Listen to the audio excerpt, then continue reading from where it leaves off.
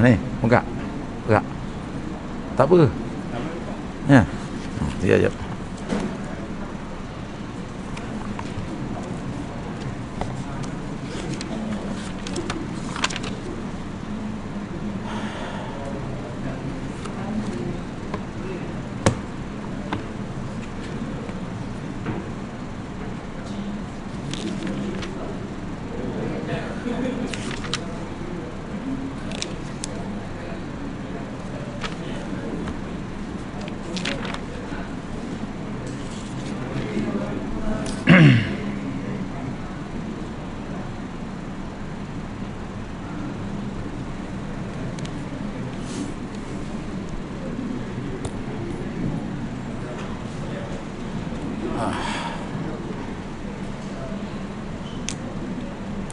Bismillah.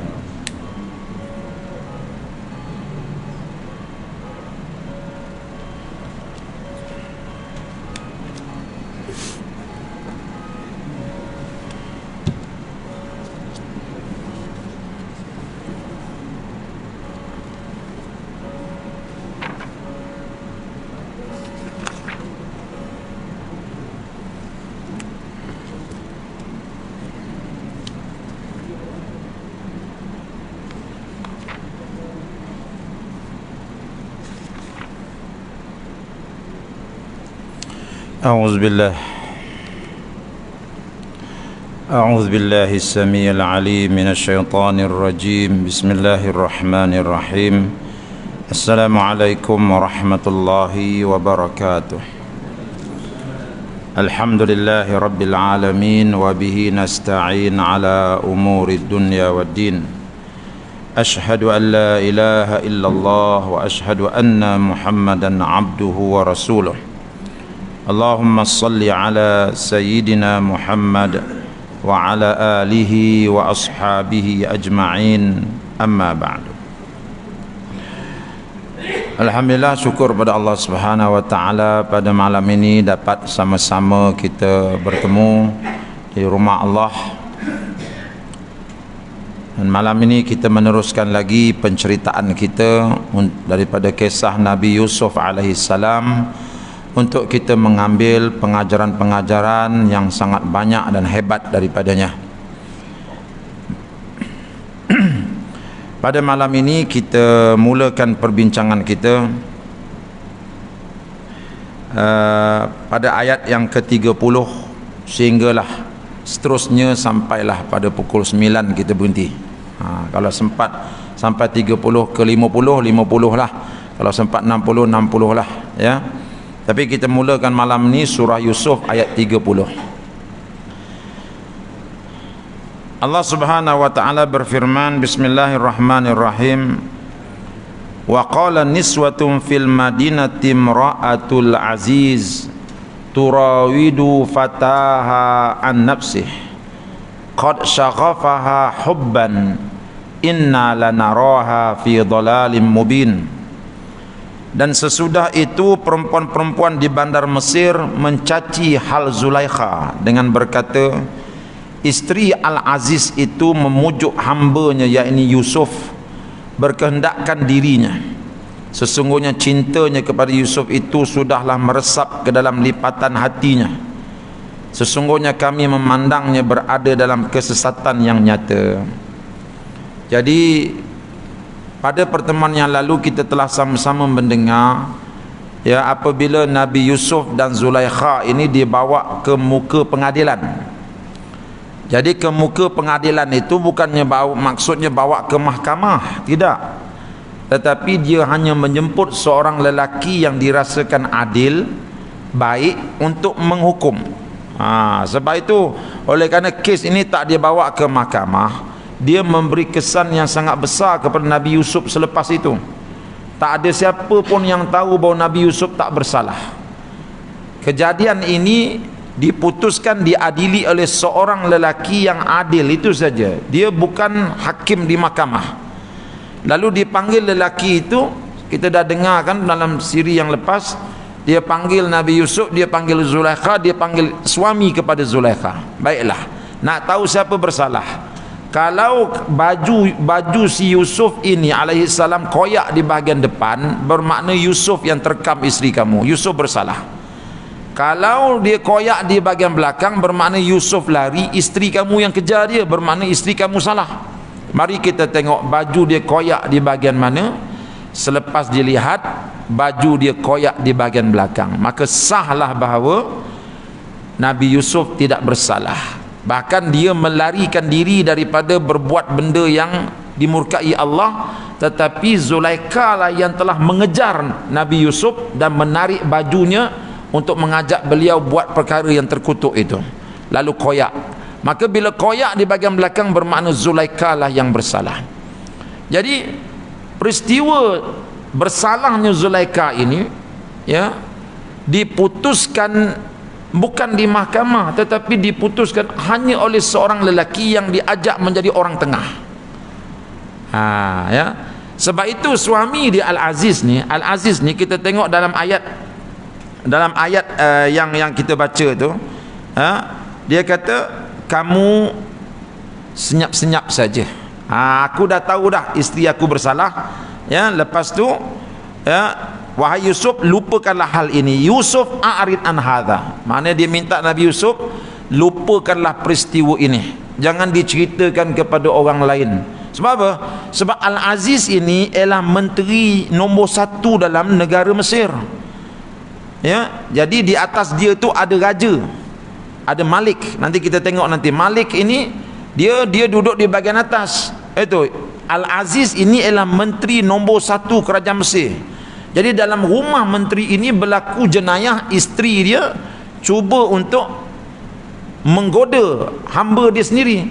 Jadi benda ini kalau bocor di luar, ini akan menyebabkan dia punya nama, dia punya sum'ah akan tercalar. Maka sebab itu dia kata Yusuf a'rid an hadha, engkau lupakanlah benda ini, jangan disebut lagi supaya orang luar tak tahu. Ya, wastaghfiri li dzambiki, dan dia kata pada isteri dia, engkau pula Zulaikha, engkau minta ampunlah bagi dosa yang telah engkau lakukan. Nampak tak? Tapi adakah kesalahan ini dapat ditutup? Tak mungkin. Itu bangkai gajah mana boleh tutup. Menteri ini dia cukup jaga, kalau boleh janganlah benda ini tersebar di luar istana. Sebab kalau orang tahu jenayah ini berlaku, yang buatnya ialah isteri dia sendiri, maka kredibiliti dia akan jatuh. Mungkin raja tidak akan pilih dia lagi jadi menteri nombor 1 kan. Sebab tu dia minta Yusuf, tolong lupakan benda ini, dan kamu Zulaikha minta ampun, jangan buat lagi, cukup. Dia minta benda tu selesai kat situ saja. Tapi bangkai gajah tak boleh ditutup. Benda tu tersebar dalam istana. Ya, siapa yang sebar? Nabi Yusuf tak mungkin sebar. Ya, wallahu alam macam mana benda tu akhir sekali tersebar dalam istana. Bila tersebar dalam istana, lalu dia tersebar keluar. Ya, orang semua dah tahu dah. Tapi kebanyakan orang yang tahu tu dia buat tak tahu saja. Tetapi ada satu kelompok manusia VIP yang tahu benda ni, dia anggap benda ni benda yang sangat jelek. Jelek sebab apa? Jelek bukan kerana Zulaikha ini buat hubungan dengan lelaki sedangkan dia ada suami, bukan itu. Jelek kerana Zulaikha dia menggoda hamba dia sendiri. Itu hamba, buat apa kamu goda dia? Itu mereka anggap jelek. Apalah Zulaikha ni, kalau nak goda pun godalah orang-orang yang lebih tinggi pangkatnya daripada suami dia, kan, supaya nanti boleh naik lagi dia punya kemewahan. Boleh tinggalkan suami dia, boleh kahwin dengan lelaki lain yang lebih kaya daripada suami dia. Patutnya begitu. Ini dia godanya hamba dia yang tak ada harta, yang tak ada apa tu. Apalah Zulaikha ni? Nampak tak? Jadi yang kata begitu ni siapa dia? Niswatun fil Madinah, wanita-wanita di bandar Mesir. Maksud wanita di bandar Mesir ni ialah isteri-isteri para VIP, isteri-isteri orang kenamaan, bukan wanita-wanita Mesir yang orang kampung ni. Yang orang kampung ni dia tak ambil tahu. Sebab apa? Sebab benda ni berlaku dalam istana, berlaku pada peringkat-peringkat yang tertinggi. Perempuan-perempuan di kampung dia tak tahu benda pun. Jadi wanita-wanita VIP ni, isteri-isteri para menteri yang lain, dia kata apa? Dia kata inna lanaroha fi dhalalim mubin. Kami memandang Zulaikha ni berada dalam kesesatan yang nyata. Sesat tu bukan kerana sesat tak pilih Islam. Sesat kerana apa? Sesat kerana menggoda hamba dia. Dia kalau tak sesat menggoda orang yang lebih berpangkat daripada suami dia, itu tak sesat. Di sini menunjukkan apa? Di sini menunjukkan bahawa masyarakat peringkat tinggi di Mesir ini masyarakat yang sudah rosak akhlak mereka. Nampak tak? Pertama sekali kita nampak tadi isteri perempuan tadi, dia dah tahu isteri dia bersalah. Satu hukuman pun dia tak kenakan kepada isteri dia. Bahkan dia minta supaya benda ni ditutup. Sudah. Kamu Yusuf, senyapkan berita ni, kamu Zulaikha jangan buat lagi, itu je. Satu benda pun dia tak buat terhadap isteri dia. Tidak ada diberikan pendidikan, tidak ada diberikan amaran, tak ada dipukulnya, tak ada langsung. Sebab apa? Sebab dia nak jaga kedudukan kerusi dia. Sebab itu dia minta benda ni senyap. Ini menunjukkan kerosakan berlaku pada suami dia. Begitu juga pada isteri dia. Isteri dia dah memang rosak lah, sebab isteri orang pergi goda lelaki lain sedangkan dia dah ada suami. Tambah merosakkan ialah apabila berita ini sampai kepada wanita-wanita, isteri-isteri para menteri, isteri-isteri para VIP ni, mereka juga ialah wanita-wanita yang telah rosak. Sebab apa? Sebab bagi mereka Zulaikha ini sepatutnya tak usahlah goda hamba. Kalau nak goda pun godalah lelaki yang lebih tinggi pangkat daripada suami dia. Sedangkan dia tahu goda hamba lelaki ke goda orang lebih berpangkat daripada suami dia, kedua-duanya jelek. Sebab apa? Sebab dia isteri orang. Tetapi bagi mereka tak. Kalau goda lelaki yang lebih berpangkat daripada suami dia, itu tidak mengapa. Tapi oleh kerana Zulaikha ni dia goda Nabi Yusuf ni hamba di rumah dia, maka para wanita ni kata apa? Inilah kesesatan yang nyata. Itu maksud dia. Ya. Jadi tuan-tuan, di sini kita dapat lihat kerosakan akhlak di dalam masyarakat kelas atas pada waktu itu. Nanti kita tengok lagi bagaimana kerosakan ini terus berlaku. Jadi Zulaikha ini tuan-tuan, Zulaikha ini Quran kata ayat 31, falamma sami'at bimakrihinna arsalat ilaihinna wa a'tadat lahunna muttaqi'a wa atat kulla wahidatin minhunna sikina wa qalat ikhruj alaihin falamma ra'aynahu akbarnahu wa qatta'na aydiyahun wa qulna hasya lillahi ma hadza bashara in hadza illa malakun karim. Maka apabila Zulaikha mendengar cacian mereka, bila Zulaikha dengar isteri-isteri VVIP ni caci dia, apalah Zulaikha ni bercinta dengan hamba sendiri, ya, ia pun menjemput mereka. Dia geram, Zulaikha geram. Dia kata nanti kau mak datin ni dia hentamnya aku, ya, tak apa nanti. Sebab Zulaikha dia rasa dia tak bersalah, dia sendiri pun rasa tak bersalah. Sebab apa dia rasa dia tak bersalah? Sebab suami dia tak ada ambil tindakan apa-apa. Sepatutnya dia kena bagi didikan kepada isteri dia. Ini bukan kes kecil ni, kecurangan yang dia buat oleh isteri dia bukan benda kecil, tetapi suami dia lebih kepada tutup. Dah stop, jangan cakap lagi benda ni, itu saja. menyebabkan Zulaikha ni dia menjadi semakin liar. Bila orang kritik dia jadi semakin liar. Apa dia buat? Dia nak buktikan bahawa apa yang dia buat tu ialah betul. Dia nak buktikan yang dia buat, yang dia goda Nabi Yusuf tu, walaupun dia isteri orang, apa yang dia buat tu ialah betul. Apa cara dia? Dia panggil wanita-wanita yang caci dia tadi tu ke rumah dia, ke istana dia, ya. Ia pun menjemput mereka dan menyediakan satu jamuan untuk mereka, serta memberi kepada tiap-tiap seorang di antara mereka sebilah pisau. Dan pada ketika itu berkatalah ia kepada Yusuf, keluarlah di hadapan mereka. Maka dia panggil Mak Bagdatin ni yang mencaci dia, dia panggil, nah dia bagi buah, dia bagi pisau, potonglah. Sedang mereka seronok memotong buah-buahan, Siti Zulaikha kata apa? Yusuf, kamu keluarlah di hadapan Mak Bagdatin tu, biar mereka tahu macam mana aku rasa. Ketika itu Nabi Yusuf berjalan di hadapan tetamu-tetamu wanita-wanita yang sedang memotong buah tadi. Lalu mereka nampak Nabi Yusuf alaihissalam, ya. Ketika itu tercenganglah mereka melihat kecantikan paras Nabi Yusuf, dan mereka tidak sedar telah melukakan tangan mereka. Mana dia tengok Nabi Yusuf tu, ya, potong jari dia, ya, potong jari dia. Dia tak rasa sakit. Sebab apa? Sebab fikiran manusia ni bila tertumpu kepada satu perkara, dia terlupa benda yang lain. Dia terlupa benda yang lain, ya. Sebab fikiran dia tu sudah terlampau takjub dengan kecantikan Nabi Yusuf tu. Cantik sangat, kan, sampai seluruh fikiran dia, mata dia, perasaan dia fokus kepada Nabi Yusuf. Sehingga bila dia potong buah tu tak kena buah, kena jari, tapi dia tak rasa sakit. Bayangkan tu betapa cantiknya Nabi Yusuf tu, dan betapa gilanya wanita-wanita ni. Sepatutnya wanita-wanita ni semua dah ada suami dah ni.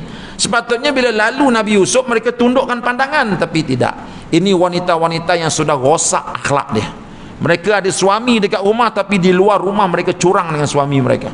Sepatutnya mereka tunduk. Ni tak, mereka tengok. Apa mereka kata? Bila mereka tengok Nabi Yusuf begitu cantik dan mereka potong jari dia tanpa mereka sedar, apa kata dia? Wa qulna hasya lillah, ya, jauhnya Allah dari kekurangan. Ma hadza basyara in hadza illa malakun, bukanlah ini seorang manusia, ia tidak lain melainkan malaikat yang mulia. Dia kata ini bukan manusia. Dia nak ceritanya bahawa cantiknya Nabi Yusuf ini sampai dia serupakan Nabi Yusuf ni seperti malaikat. Sebab masyarakat ketika itu, masyarakat yang walaupun dia kafir, dia bukan beriman, tetapi mereka kenal siapa itu Allah, siapa itu malaikat. Dia pernah dengar Allah dan malaikat ini. Sebab itu mereka kata apa?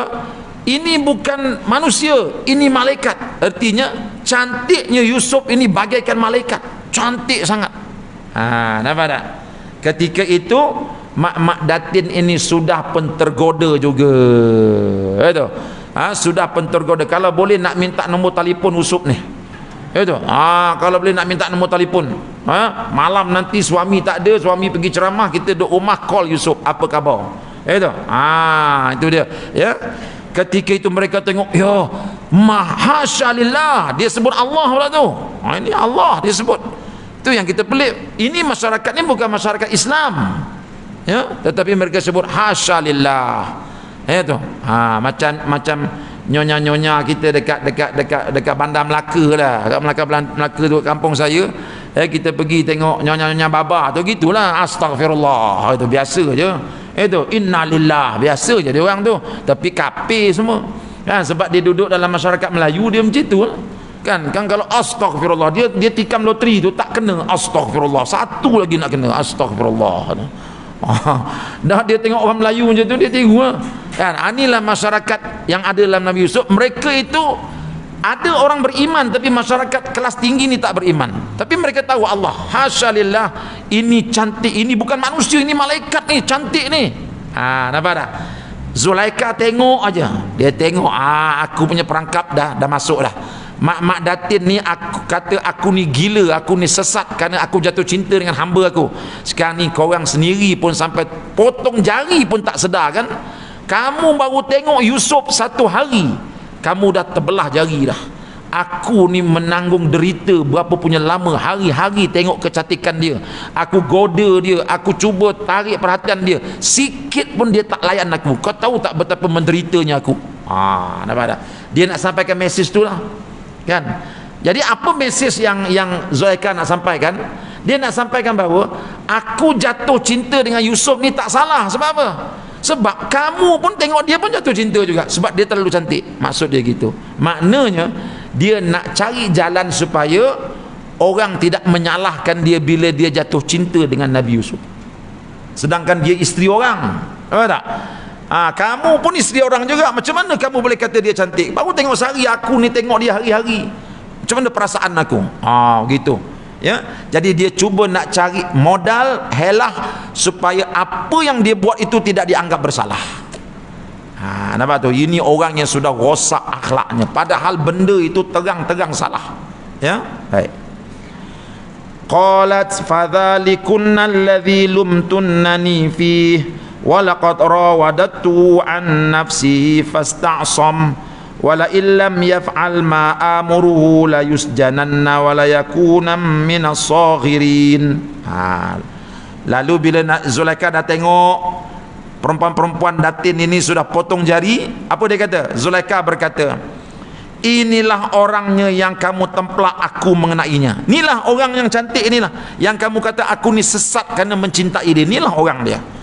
Sebenarnya aku telah memujuknya berkehendakkan dirinya, tetapi ia menolak dan berpegang teguh kepada kesuciannya. Cuba tengok dalam ayat ini apa kata Zulaikha? Walaqad rawattuhu an nafsihi fasta'sam. Untuk pengetahuan kamu, aku ni telah berusaha untuk menggoda dia. Tuan-tuan nampak tak rosaknya akhlak Zulaikha? Dia memberi pengakuan yang jelas. Apa dia? Aku telah menggoda dia sejak sekian lama. Fasta'sama, tapi dia tetap tak termakan goda. Nampak tak tu? Dia mengaku depan kawan-kawan dia bahawa dia menggoda Yusuf alaihissalam, sedangkan dia isteri orang. Adakah dia rasa bersalah? Dia tak rasa bersalah. Sebab apa? Sebab dia rasa memang patut dia goda, sebab Yusuf ini terlalu cantik dan wanita-wanita lain pun kata Yusuf ini cantik, maka aku tak bersalah untuk menggoda dia. Nampak tu? Ini akhlak orang yang dah rosak ya. Sebenarnya aku telah memujuknya berkendakkan dirinya, tetapi ia menolak dan berpegang teguh kepada kesuciannya. Dan demi sesungguhnya kalau ia tidak mahu melakukan apa yang aku suruh, tentulah ia akan dipenjarakan. Kata Zulaikha kepada wanita-wanita tadi, aku akan terus menggoda dia. Sebab apa dia kata dia akan terus menggoda? Sebab dia dah dapat lesen. Wanita-wanita tadi kata, memang patutlah Zulaikha kamu goda dia. Sebelum ni kami tak tahu, ingatkan negro mana kamu goda. Biasa jadi hamba ni negro kan, tapi kalau cantik macam ni kami pun tergoda. Jadi maknanya apa yang kamu buat ni betul lah Zulaikha, go on lah, teruslah. Jadi Zulaikha bila tengok kawan-kawan dia wanita-wanita ni pun dah beri galakan, dia kata apa?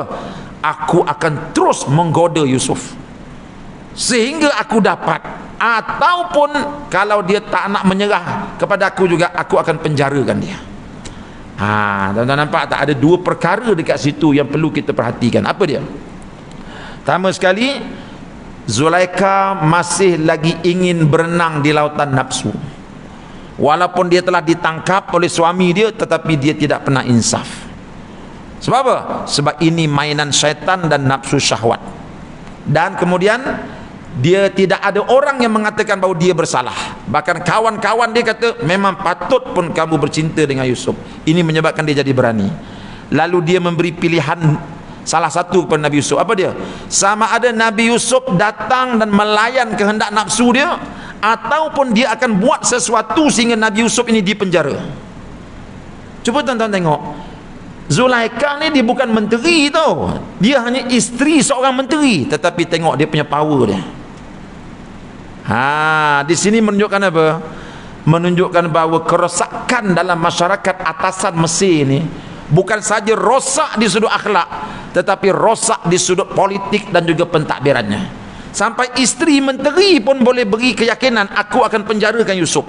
Kalau suami dia kata begitu, kita boleh terima sebab suami dia menteri. Tapi ini isteri menteri, you ada kena mengena apa? Awak tak ada jawatan apa-apa, cuma isteri kepada menteri, tetapi dia boleh kata, saya akan penjarakan Yusuf. Di sini menunjukkan apa? Bahawa di sana ya, keadilan di dalam pengadilan tidak adil dekat sana. Ya. Undang-undang yang ada di Mesir pada ketika itu hanya untuk orang-orang yang lemah, adapun orang-orang yang berkuasa mereka bebas untuk menghukum. Ini undang-undang jahiliah, tuan-tuan, undang-undang jahiliah.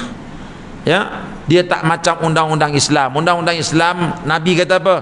Lau kanat Fatimatu saraqat laqata'tu yadaha. Kalau Fatimah anak perempuan aku mencuri pun aku akan potong tangan dia. Rasulullah tak kira ini undang-undang Islam dan undang-undang Islam yang dipegang oleh orang yang beriman. Itu. Dia kadang-kadang undang-undang Islam juga, tapi yang pegang tu orang tak beriman walaupun serban besar. Kan? Nampak? Nabi kata kalau Fatimah mencuri, aku akan potong juga tangan dia. Sebab apa? Sebab Nabi guna undang-undang Islam dan Nabi itu sendiri orang yang bertakwa.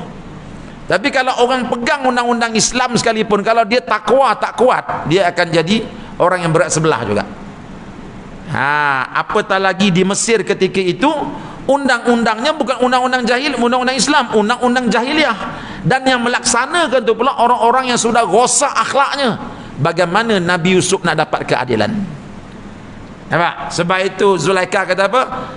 Aku beri dia dua pilihan, sama ada dia layan nafsu aku ataupun aku akan penjarakan dia. Dengan mudah saja dia beritahu gitu. Ya.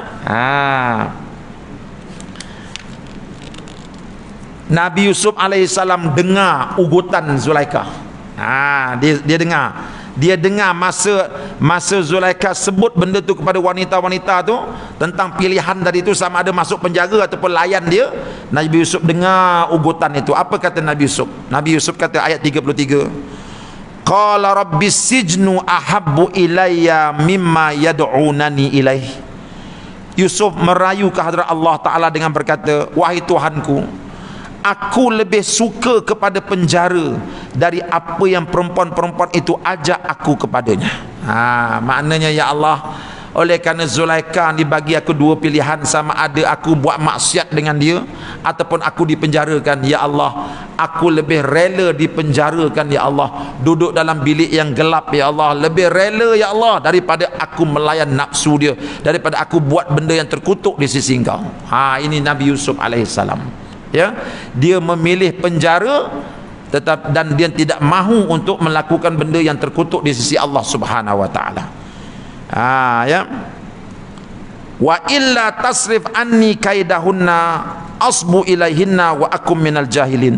Dan jika engkau tidak menjauhkan daripada ku tipu daya mereka, mungkin aku akan cenderung kepada mereka dan aku menjadi daripada orang yang tidak mengamalkan ilmunya. Maknanya ya Allah, kalau engkau tak lindung aku ya Allah daripada tipu daya mereka, nanti aku takut aku akan terikut mereka.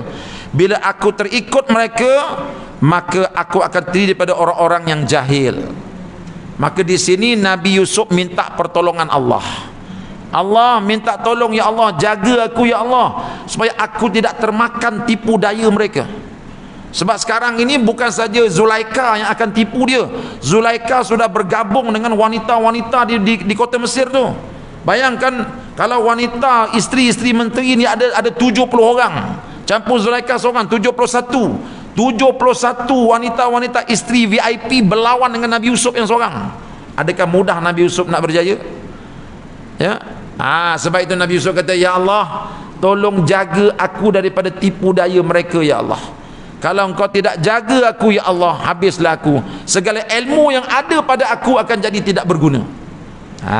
Nampak tak? Betul. Apabila orang alim tuan-tuan, yang banyak ilmu tetapi Allah tidak memberi perlindungan kepada dia, habis ilmu dia akan tinggal ilmu dia akan tinggal ilmu. Dia akan jadi macam orang lain juga, makan rasuah. Dia akan jadi macam orang lain juga, tipu orang. Sebab apa? Sebab Allah tidak lagi memberi perlindungan kepada diri dia walaupun dia orang alim. Ini Nabi Yusuf AS minta daripada Allah, tolong ya Allah, lindungi aku ya Allah, lindungi aku agar aku tidak termakan tipu daya mereka. Ya. Ayat 34. Fastajaba lahu rabbuhu fasarafa anhu kaidahun innahu huwas samiul alim. Maka Tuhannya memperkenankan doanya, lalu dijauhkan daripadanya tipu daya mereka. Sesungguhnya Allah jualah yang maha mendengar lagi maha mengetahui. Jadi Nabi Yusuf alaihissalam dia memilih penjara, lalu Allah kabulkan dia, iaitu dia masuk akhirnya ke dalam penjara. Tuan-tuan, dia masuk penjara apakah kerana dia bersalah? Tidak. Seluruh Mesir tahu bahawa dia tak bersalah. Sebab apa? Sebab peristiwa baju dia koyak di belakang tadi telah tersebar di seluruh Mesir. Semua orang tahu dia tak bersalah. Tetapi mengapa dia dipenjarakan? Sebab undang-undang di Mesir pada ketika itu dikuatkuasakan hanya untuk orang-orang rakyat biasa.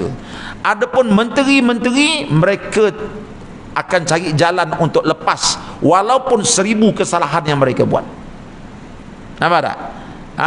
Jadi yang bersalahnya Zulaikha. Semua orang tahu, tetapi itulah undang-undang jahiliah. Yang berkuasa pasti akan dilepaskan, tetapi kalau rakyat biasa akan dihukum sekuat-kuatnya. Itu. Ini yang terjadi di mana-mana negeri. Rakyat curi Milo 1 tin, penjara tu, curi hari ni besok penjara. Itu. Tapi kalau pemimpin rompak duit berjuta-juta, berbilion-bilion, jatuh salah pun sampai sekarang tak dipenjarakan. Sebab apa tu? Sebab ini undang-undang jahiliah. Ya, dia dibawa, diamalkan oleh orang-orang yang tidak bertakwa kepada Allah. Kalau ada takwa, perkara-perkara ini takkan berlaku. Ini yang terjadi di Mesir ni.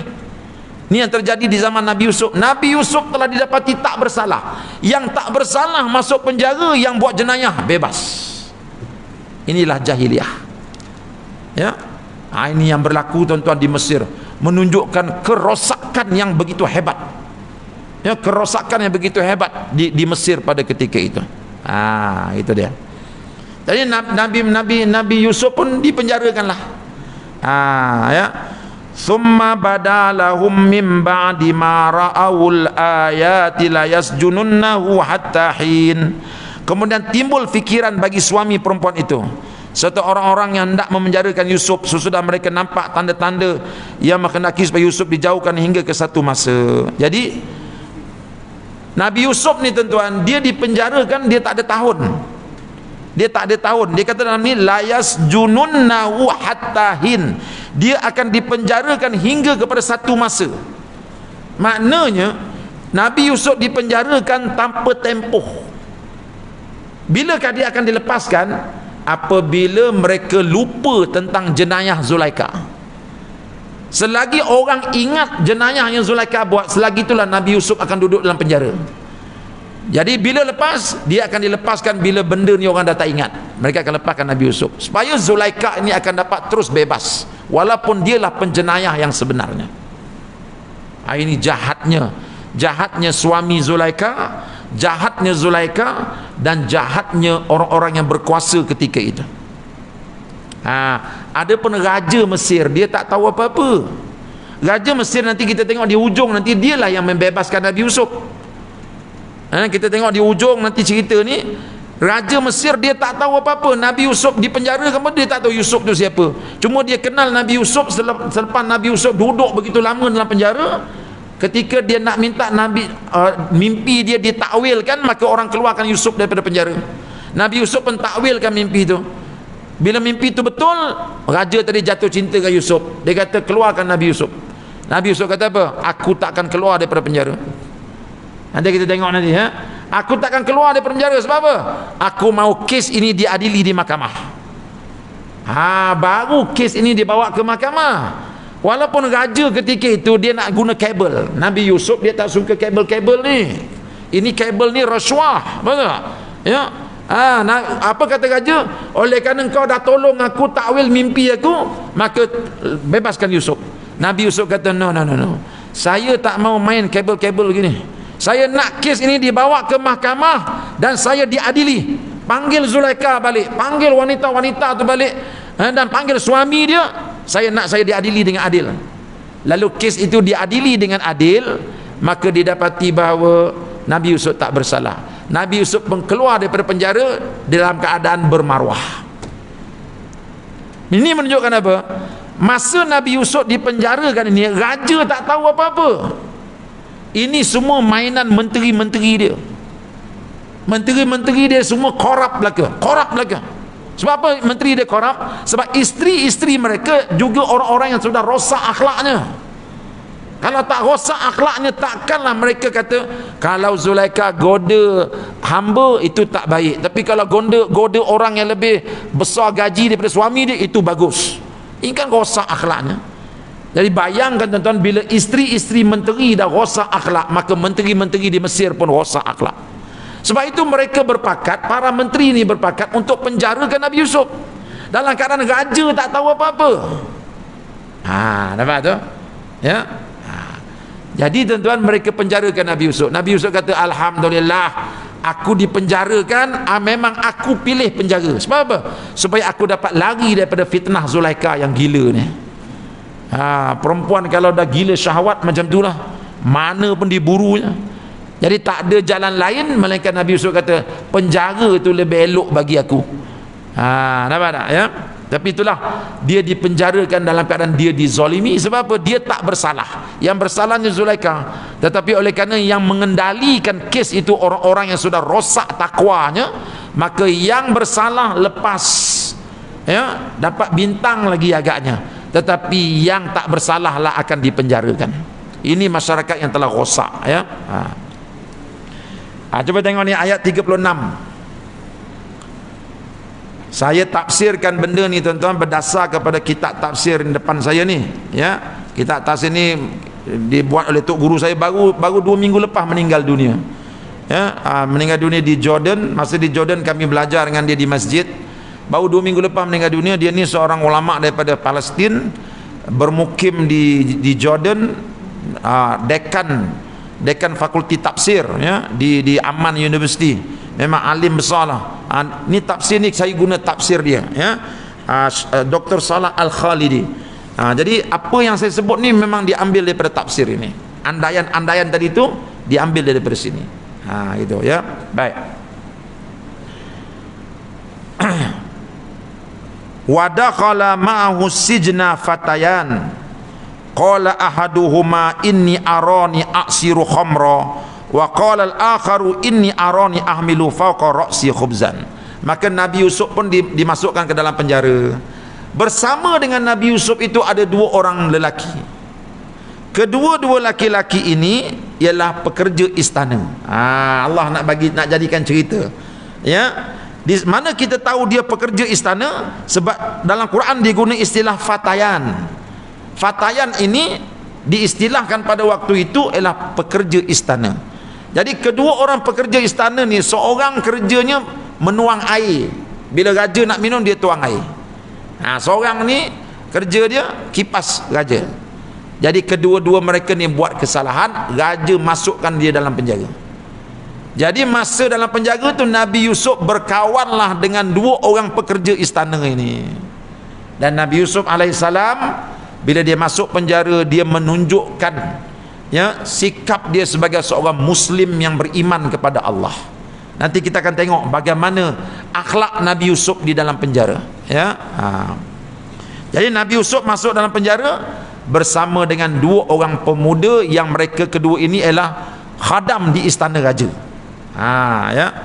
Maka bila mereka dah berkawan tu, dah jadi rapat, maka kedua-dua pemuda tadi bermimpi. Lalu dia minta Nabi Yusuf alaihissalam supaya takwilkan mimpi. Sebab apa dia minta Nabi Yusuf? Ini jadi persoalan. Mengapa tiba-tiba dia minta Nabi Yusuf, boleh tak kamu takwilkan mimpi saya?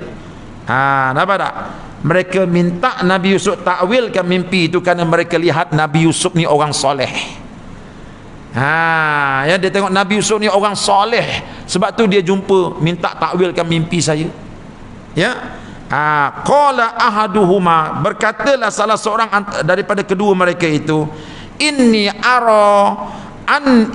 ara aksiru khamra, aku bermimpi melihat diriku memerah anggur, ya.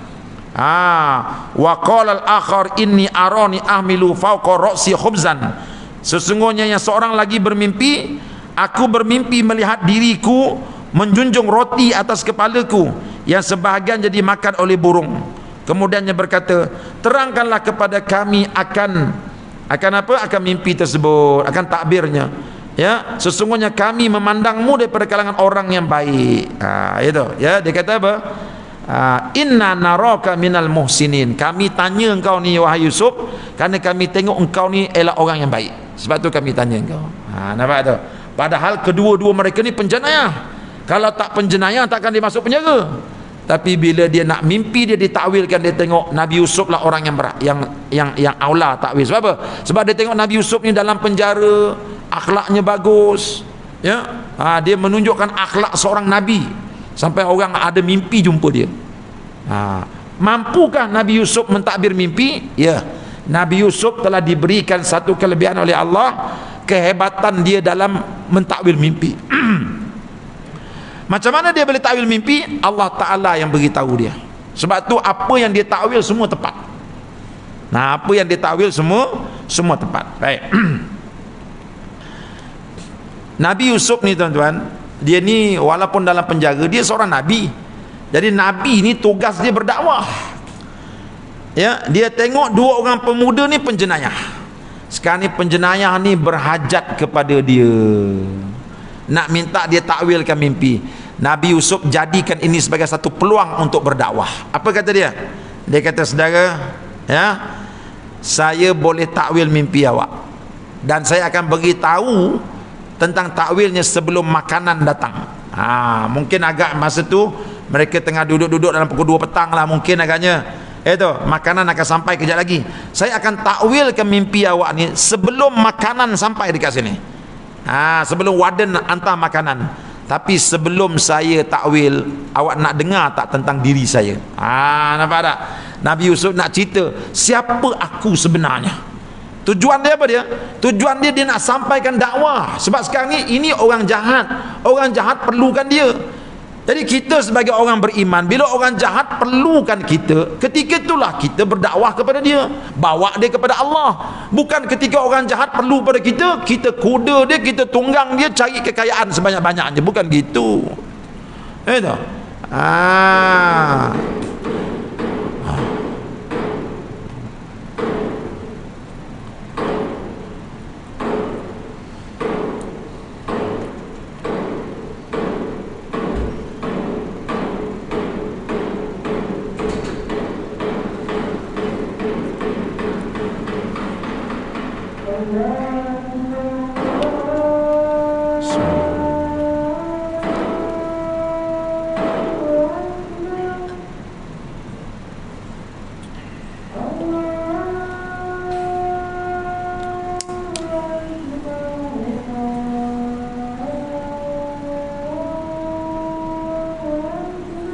Allahu Akbar, Allahu Akbar.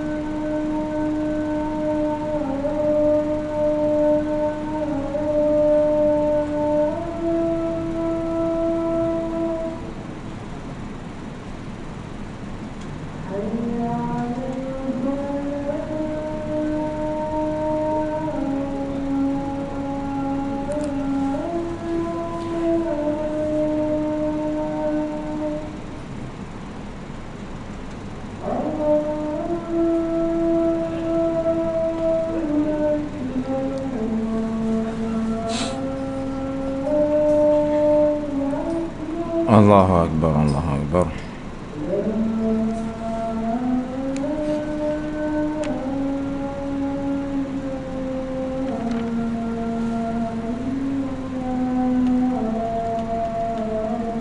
La ilaha illallah Muhammad Rasulullah. Allahumma rabb hadhihi ad-da'wati at-tammah was-salati al-qa'imah ati Muhammadan al-wasilata wal-fadilah wa ba'athu al-maqam al-mahmud alladhi. Jadi Nabi Yusuf alaihissalam beritahu, bukan saja mimpi kamu aku akan takwilkan, tetapi makanan-makanan yang datang kepada kamu sebelum dia sampai pun aku boleh tahu apa makanan tu, apa makanan yang akan datang, aku boleh beritahu. Tapi sebelum aku beritahu, aku nak cerita kepada kamu siapa aku. Tujuan dia apa? Tujuan dia nak dakwah mereka. Sebab dua orang lelaki ni dia menyembah raja. Sebab bagi mereka di Mesir ketika itu, Tuhan mereka ialah raja mereka. Bagi mereka raja itulah Tuhan mereka. Jadi Nabi Yusuf sekarang ni nak dakwah. Cara nak dakwah macam mana? Cara nak dakwah ialah aku nak terangkan siapa aku sebenarnya. Dalam tu dia berdakwah. Cuba tengok. Kata dia, inni taraktu millata qaumin la yu'minuna billah wa hum bil akhirati hum kafirun. Ya, kata dia apa? Yang demikian itu ialah sebahagian daripada apa yang diajarkan kepadaku oleh Tuhanku. Dengan sebab itu aku meninggalkan agama kaum yang tidak beriman kepada Allah serta tidak pula percayakan hari akhirat. Jadi aku boleh takwil mimpi kamu ni kerana ia nikmat yang Allah Ta'ala beri kepada aku. Sebab itu aku sembah Allah, Tuhan aku.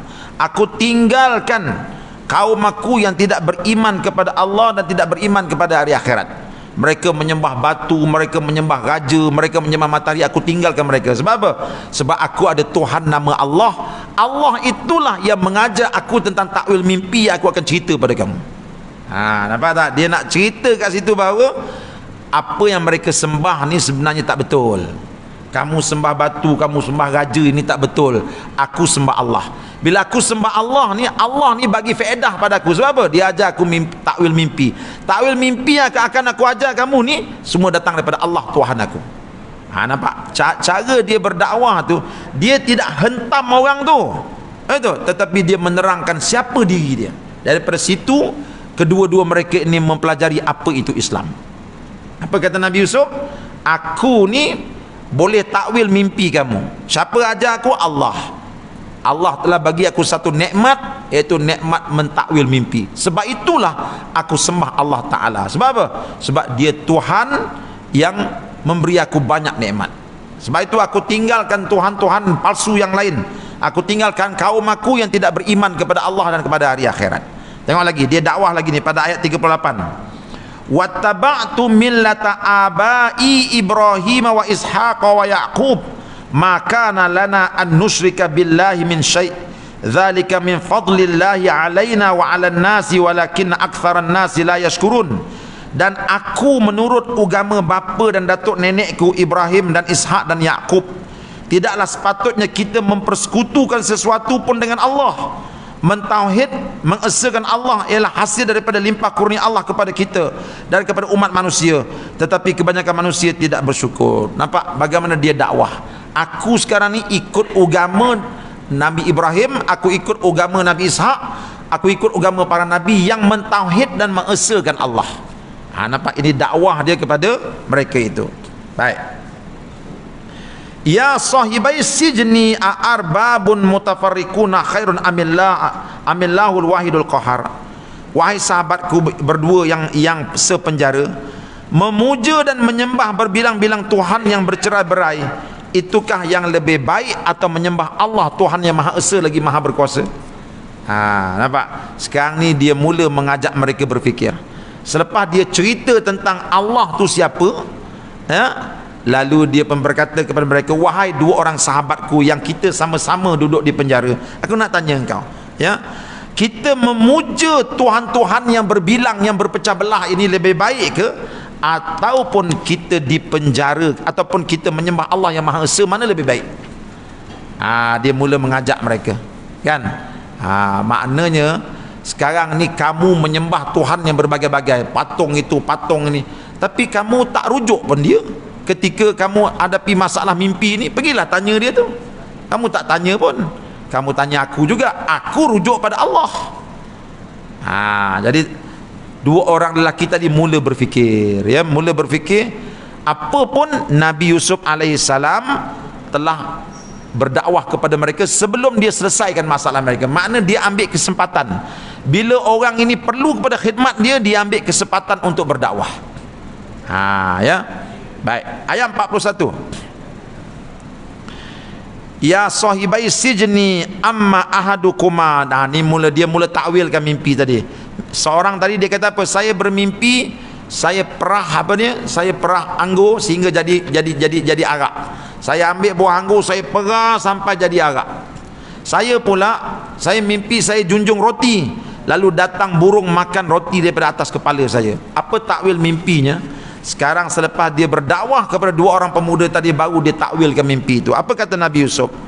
Ya sahibai sijni amma ahadukuma fayasqi rabbahu khamra wa ammal akharu fayuslabu fatakulut tayru min ra'sihi qudiyal amru alladhi fihi tastaftiyan.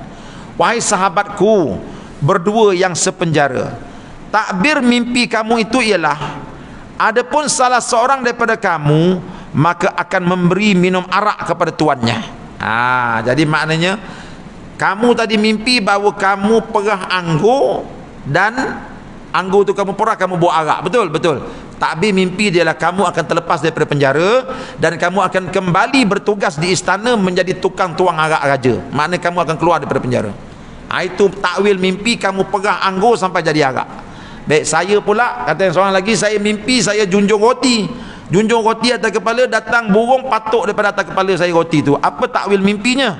Kata Nabi Yusuf alaihissalam, wa ammal akharu fayuslabu fatakulut tayru min ra'sihi. Adapun kamu takwil mimpinya, raja akan datang untuk jatuhkan hukuman mati kepada kamu. Hukuman mati dia macam mana? Kamu akan disalib dan dijemur di padang pasir, dan bila mayat kamu kering, datang burung patuk makan kamu bermula daripada arah kepala kamu. Nampak tu? Itu takwil mimpi yang Nabi Yusuf katakan kepada mereka. Wa qala lilladzi dhanna annahu najin minhuma udhkurni inda rabbika fa ansahu syaitanu dzikra rabbih falabitha fi sijni bid'a sinin. Maka apa yang Nabi Yusuf takwil tu betul-betul berlaku. Yang mimpi junjung roti tadi, tak lama lepas tu raja panggil dia, askar panggil dia, salib dia tengah-tengah padang pasir, jemur dia sampai dia jadi kering, datang burung makan dia, dan bila makan tu makan daripada arah kepala dulu, bawa ke bawah, mati. Yang seorang tadi yang bermimpi dia perah anggur sampai jadi arak, dia dilepaskan dan dia diterima kembali bekerja di istana menjadi tukang tuang arak raja. Nampak tu? Jadi bebas. Nabi Yusuf pun bila tengok kawan tadi nak bebas daripada penjara, pada masa warden penjara nak bawa dia keluar, apa kata Nabi Yusuf pada kawan dia tadi yang dia telah takwilkan mimpi? Kata dia, tengok ayat 42, wa qala lilladzi dhanna annahu najin minhuma udhkurni inda rabbik. Dan berkatalah Yusuf kepada orang yang ia percaya akan terselamat di antara mereka berdua, sebutkanlah perihalku kepada tuanmu. Kata Nabi Yusuf, engkau akan keluar penjara kan? Kau akan bertugas balik dengan raja ya. Tolong beritahu raja apa yang terjadi pada diri aku ni. Kau tahu kan bahawa aku masuk penjara, aku tak bersalah. Yang goda aku ialah Zulaikha, tetapi aku telah dizalimi oleh menteri-menteri ni. Kau tolong cerita pada raja, boleh tak? Aku dah tolong kau kan, dan kau akan bertugas dengan raja. Bila kau tuang arak raja tu, kau cerita tentang aku, boleh tak? Kata Nabi Yusuf, minta kerjasama daripada kawan dia tadi. Nampak ya? Di sini menunjukkan apa? Menunjukkan bahawa raja tak tahu apa yang terjadi kepada Nabi Yusuf. Nabi Yusuf dipenjarakan, ini semua hasil daripada kejahatan menteri-menteri raja. Sedangkan raja duduk istana, dia tak tahu apa. Sebab tu Nabi Yusuf kata apa? Tolong, bila kau keluar nanti kau akan jadi tukang tuang arak raja. Betul? Tolong beritahu raja tentang diri aku, bahawa aku dipenjarakan dekat sini bukan kerana aku bersalah. Yang goda aku Zulaikha, baju aku koyak dekat belakang, tapi menteri-menteri itu buat satu pakatan jahat, mereka jadikan aku kambing hitam, lalu aku dipenjarakan. Tolong beritahu raja.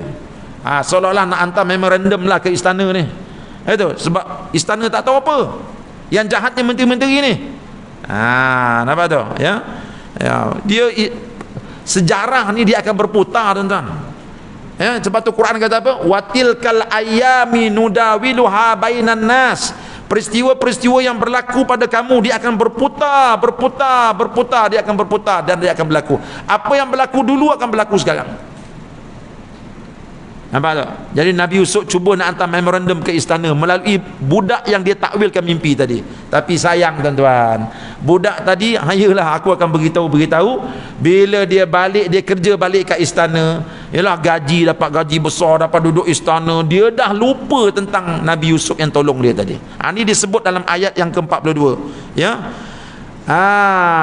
Siapa yang lupakan dia? Syaitan telah lupakan budak tu pada Nabi Yusuf, menyebabkan Nabi Yusuf falabitha fi sijni bid'a sinin, terpaksalah Nabi Yusuf duduk di penjara beberapa tahun lagi. Sebab budak yang lepas tadi tak buat apa-apa. Dia tenggelam dalam nikmat duduk di istana. Bukan besar pun pangkatnya, tukang tuang arak aja tu, tapi agaknya seronok tu sebab duduk di penjara ni seksa, tiba-tiba dapat duduk istana, walaupun tukang bersih kasut raja, itu pun dah nikmat besar tu. Sehingga dia lupa kawan dia Nabi Yusuf yang dah tolong dia tadi. Jadi bila dia tak bawa memorandum kepada raja tak tahu, Nabi Yusuf terpaksalah duduk di istana. Berapa lama Quran tak cerita. Quran kata bid'a sinin, dalam masa dalam beberapa tahun. Nampak? Nabi Yusuf pun duduklah dekat penjara, bilalah aku ni nak dilepaskan. Kan? Ya. Tapi Allah Ta'ala tuan-tuan maha berkuasa. Allah maha berkuasa. Mengapa Allah Ta'ala jadikan budak tadi terlupa? Ya, sebab apa? Sebab Allah Ta'ala mahu Nabi Yusuf keluar daripada penjara dengan bermarwah. Allah tidak mahu Nabi Yusuf keluar penjara dengan perkenan daripada istana. Tak mahu dia. Kan? Tak mahu dia. Allah kata aku nak kau keluar daripada istana dengan kebenaran. Aku mahu kes ini diadili balik di mahkamah. Sebab tu Allah lupakan dia. Tapi dalam ayat ini dikatakan syaitan telah lupakan dia. Sebab dalam Islam ni, apa-apa benda yang dilupakan, maka kita kata syaitan yang lupakan, bukan Allah lupakan. Hakikatnya Allah. Ya. Jadi budak tadi dia terlupa. Allah Ta'ala maha berkuasa. Tengok Allah punya susunan. Tiba-tiba raja tadi bermimpi. Raja pula bermimpi. Bila raja bermimpi, tuan-tuan, dia tanya menteri dia, saya bermimpi sekian. Apa takwil dia? Itu semua tak boleh jawab. Kata budak yang tuang arak tadi, saya baru teringat. Itu dulu masa saya duduk penjara dulu, ada seorang budak nama Yusuf, pandai budak tu takwil mimpi. Boleh tuanku hantar Patik balik ke penjara nak jumpa dia? Tuanku kata pergilah ke penjara, tanya budak tu. Bila dia balik, dia tanya Nabi Yusuf, dia ceritalah mimpi raja tadi. Nampak tak? Ya. Bagi saya 2 minit untuk selesaikan ni. Wa qala al maliku inni ara sab'a baqaratin simanin ya'kuluhunna sab'un ijaf wa sab'a sunbulatin khudrin wa ukhra yabisat. Ya ayyuhal mala uftuni fi ru'ya in kuntum lirru'ya ta'burun. Dan pada satu hari Raja Mesir berkata, sesungguhnya aku mimpi melihat 7 ekor lembu yang gemuk dimakan oleh 7 ekor lembu yang kurus, dan aku melihat 7 tangkai biji-bijian yang hijau dan 7 tangkai lagi yang kering. Wahai ketua-ketua kaum yang hadir, terangkanlah kepadaku tentang mimpiku ini, kalau kamu orang yang pandai mentadbir mimpi. Jadi raja mimpi benda pelik. Apa dia? Dia mimpi 7 ekor lembu gemuk, itu dimakan oleh 7 ekor lembu yang kurus. Patut lembu gemuk lah makan lembu kurus. Ni tak, dia mimpi terbalik. 7 ekor lembu kurus makan lembu gemuk. Ni apa takbir mimpinya ini? Itu dia tak dapat khidmat Pak Belalang ni, itu. Ya, kalau Pak Belalang ada pun pening pula dekat Belalang nak takwil ni. Ya. Itu. Sesungguhnya aku mimpi melihat 7 ekor lembu yang gemuk dimakan oleh 7 ekor lembu yang kurus. Dan aku juga melihat 7 tangkai biji-bijian yang hijau dan 7 tangkai lagi yang kering. Ni mimpi dia. boleh tak memanda menteri semua takwilkan mimpi ni? Raja sudah risau. Tuan-tuan nampak tak? Di sini Allah Ta'ala nak beritahu hinanya raja ni. Sebab apa? Sebab raja ni dia mengaku dia Tuhan. Tiba-tiba Allah bagi mimpi, dia tak boleh takwil mimpi, menunjukkan bahawa Tuhan apa? Tuhan dia maha berilmu. Itu baru bagi mimpi dah tak reti nak takwil, terpaksa minta bantuan orang. Nampak tu? Jadi bila dia tanya memanda menteri, apa kata memanda menteri? Ayat 44, qalu adghathu ahlam wa man nahnu bi ta'wilil ahlami bi alimin. Mereka menjawab, yang demikian itu ialah mimpi-mimpi yang bercampur aduk, dan kami bukanlah orang yang mengetahui mimpi-mimpi yang semikian itu. Kata memanda menteri, ini mesti tuanku tak basuh kaki masa tidur tadi kot. Dia kata apa? Ini mimpi yang bercampur-campur. Makna mimpi bercampur apa dia? Bercampur-campur antara angan-angan tuanku dengan benda yang tuanku takut. Ini mesti ada benda yang tuanku takutkan ni, ada benda yang tuan-tuan angan-angankan. Bila dah begitu tuanku tidur, maka dia bercampur dalam kepala otak tu, maka dia keluarlah mimpi tu. Oleh itu kami tak nak takwilkan. Kami tak nak takwilkan sebab kami tak boleh takwil mimpi yang macam ni. Ya, maka raja pun dah jadi risau.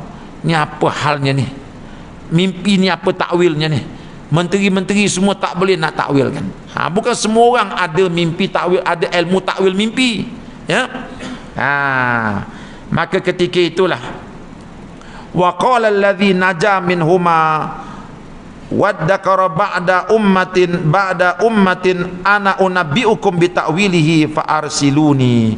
Dan pada saat itu berkatalah orang yang terselamat di antara mereka berdua itu, dan yang baru teringat akan pesanan Yusuf, sesudah berlalu suatu masa yang lanjut, aku akan memberitahu kepada kamu takbirnya. Oleh itu hantarkanlah daku pergi kepada orang yang mengetahui takbirnya. Jadi kata budak tadi, saya ingat, saya kenal dengan seorang laki-laki di penjara. Dulu saya bermimpi, dia yang takwilkan, dan takwil mimpi dia betul. Maka tuanku tolong hantar Patik pergi ke penjara, biar Patik tanya dia. Dia baru teringat Nabi Yusuf. Punya lama dia lupakan Nabi Yusuf.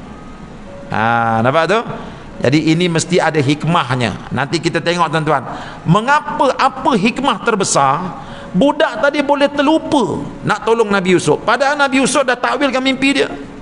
Di sana mesti ada hikmah yang besar. Ya, ada 1, 2, 3, 4 hikmah besar-besar mengapa dia terlupa. Tapi jam pun dah berbunyi itu, jam dah pukul 9, tak sempat dah. Itu ya.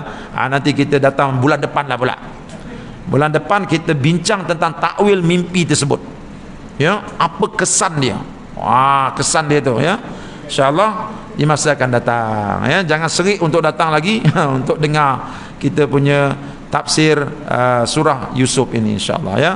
Itu saja. Dan sebelum saya tutup majlis ini, terima kasih kerana tuan-tuan masih lagi mendengar tadabbur ini. Mudah-mudahan ada banyak faedahnya insyaAllah ya. Dan seperti biasalah tuan-tuan, kat belakang sana kalau tuan-tuan bermurah hati, belakang sana anak-anak murid saya ada tunggu tuan-tuan bawa hari ni beberapa barang-barang yang tuan-tuan mungkin perlu. Antaranya kalau tuan-tuan ada gangguan-gangguan benda-benda halus, pergi tengok kat belakang tu, mungkin dia dapat menolong tuan-tuan sesuatu insya-Allah ya. Itu saja. Aku qauli hadza wa astaghfirullahal azim li wa lakum. Assalamualaikum warahmatullahi wabarakatuh. Bismillahirrahmanirrahim. Alhamdulillahirabbil alamin. Wassalatu wassalamu ala Rasulillah wa ala alihi wa sahbihi ajmain. Allahumma nawwir qulubana binuri hidayatika kama nawartal arda binuri syamsika abadan abada. Ya Allah, terangkanlah hati kami dengan cahaya hidayah darimu, seperti mana kau telah terangkan dunia ini dengan cahaya mataharimu. Rabbana atina fid dunya hasanah wa fil akhirati hasanah wa qina azabannar. Alhamdulillahirabbil alamin.